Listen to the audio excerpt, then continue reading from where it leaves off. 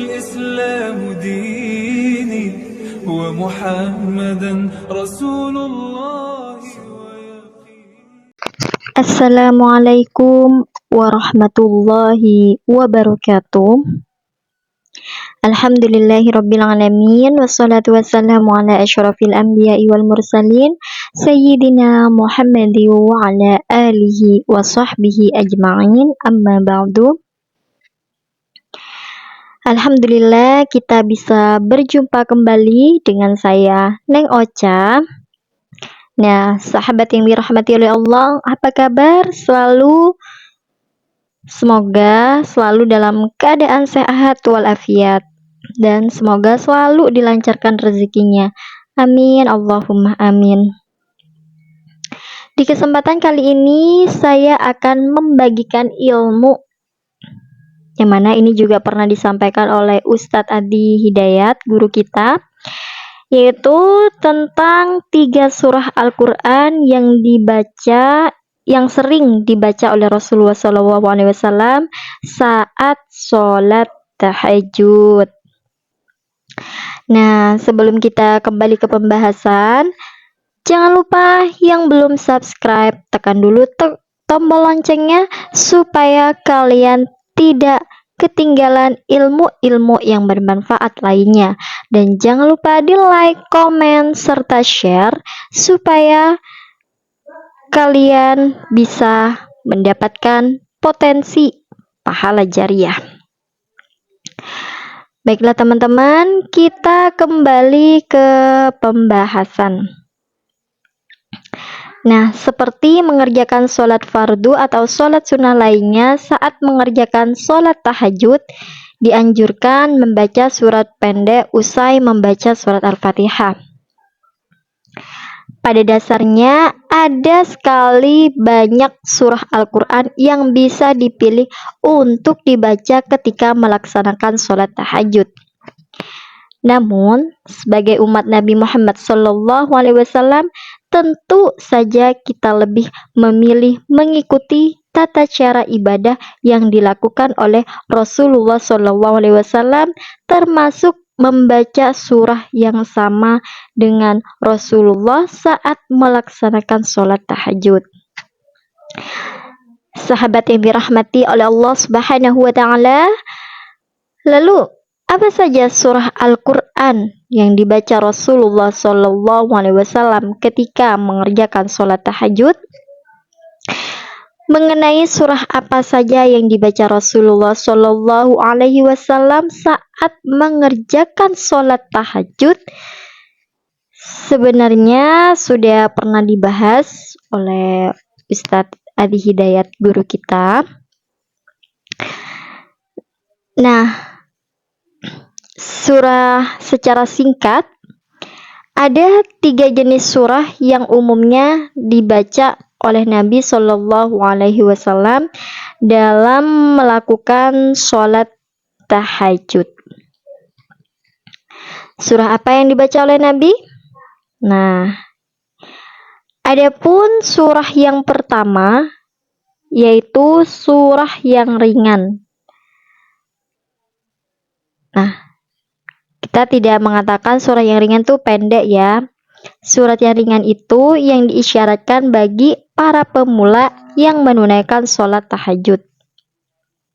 Kemudian guru kita Ustadz Adi Hidayat memberi contoh dalil mengenai jenis surat pertama yang dibaca Rasulullah SAW saat mengerjakan sholat tahajud. Dalil tersebut tercantum dalam surah Al-Muzammil ayat 20 tentang potongan ayatnya.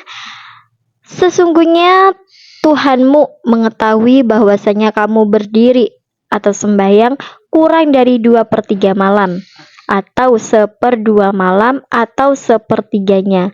Dan demikian pula segolongan dari orang-orang yang bersama kamu. Dan Allah menetapkan ukuran malam dan siang. Allah mengetahui bahwa kamu sekali-kali tidak dapat menentukan batas-batas waktu itu, maka Dia memberi keringanan kepadamu. Karena itu, bacalah apa yang mudah bagimu dari Al-Quran. Dia mengetahui bahwa akan ada di antara kamu orang-orang yang sakit dan orang-orang yang berjalan di muka bumi, mencari sebagian karunia Allah, dan orang-orang yang lain lagi berperang di jalan Allah. Maka bacalah apa yang mudah bagimu dari Al-Quran. Berdasarkan ayat ini, jenis surah pertama yang bisa dibaca dalam tahajud yaitu surah yang ringan yang dihafalkan. Bagi Nabi Muhammad SAW, keringanannya itu ialah 100 ayat surah Al-Baqarah atau 10 hingga 11 ayat terakhir surat Ali Imran yang dibaca dalam satu rakaat. Jadi ukuran ringannya itu relatif. Ringan bagi Nabi belum tentu ringan bagi kita. Tapi prinsipnya cari yang ringan. Jadi yang pertama itu kita membaca surah itu tidak ada ketentuan ya. Maksudnya kita baca saja apa yang kita hafal dan juga meringankan untuk kita membacanya. Nah, ini jenis surah kedua yaitu surah-surah yang tersusun dalam Al-Quran secara tertib dengan tujuan mengulang yang dihafal atau memperbanyak yang dibaca. Nah, kalau yang tadi kan yang ringan-ringan, sekarang justru terbalik, itu panjang, tapi panjangnya ini diurutkan. Nah, bagi yang sudah menghafal Al-Quran, ini adalah kesempatan untuk mengulang hafalannya sebagaimana dilakukan oleh para sahabat Nabi Muhammad SAW. Jadi yang pertama yaitu kita membaca surat yang ringan atau surah yang kita hafalkan. Lalu jenis surah yang kedua itu yaitu surah yang panjang ya. Jadi maksudnya panjang ini ketika kita mempunyai hafalan Al-Quran, kita baca, tapi tersusun dalam Al-Quran itu secara tertib, harus dengan berurutan. Lalu jenis surah ketiga yaitu memilih surah-surah yang sesuai dengan kebutuhan atau keperluan pelaksanaan tahajud. Nah, jadi guru kita mengatakan jenis surah ini adalah yang paling jarang dilakukan oleh pelaksana sholat tahajud. Ini jenis terakhir dan ini sangat dilakukan. Nabi itu banyak disebutkan dalam riwayat sering mencontohkan ini. Sebagai contoh memilih surah-surah yang sesuai dengan kebutuhan, misalnya bagi yang sedang mencari nafkah, maka lebih baik membaca ayat-ayat tentang rezeki untuk meminta kemudahan pada Allah. Begitu pula untuk masalah lainnya yang diperlukan oleh pelaksana sholat tahajud, bisa memilih ayat-ayat yang sesuai untuk dibacakan dalam ibadah sholat tahajud.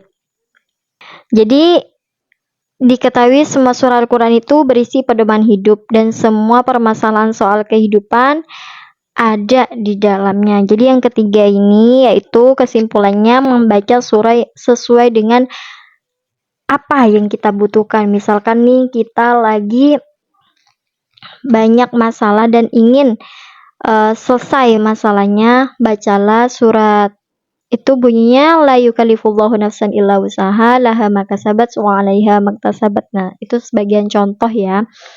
Kalau kita misalkan lagi pengen rezeki, cari surah di Al-Quran untuk pelancar rezeki, seperti itu ya. Nah, gimana nih teman-teman? Itu adalah 3 surah yang dianjurkan oleh Rasulullah SAW ketika kita melaksanakan sholat tahajud. Jadi yang pertama itu kita harus membaca surah yang ringan-ringan saja atau yang kita hafal. Dan yang kedua yaitu membaca surah yang panjang. Yang panjang itu maksudnya ketika kita mempunyai hafalan Al-Quran. Terus yang ketiga membacanya sesuai dengan kebutuhan hidup kita. Nah, seperti itu ya teman-teman. Semoga bermanfaat dan semoga kita senantiasa selalu melaksanakan sholat tahajud setiap hari. Semoga bermanfaat. Bila ada yang salah atau kata-kata yang kurang mengenakan, saya mohon maaf yang tiada batasnya. Saya Neng Ocha. Wassalamualaikum warahmatullahi wabarakatuh.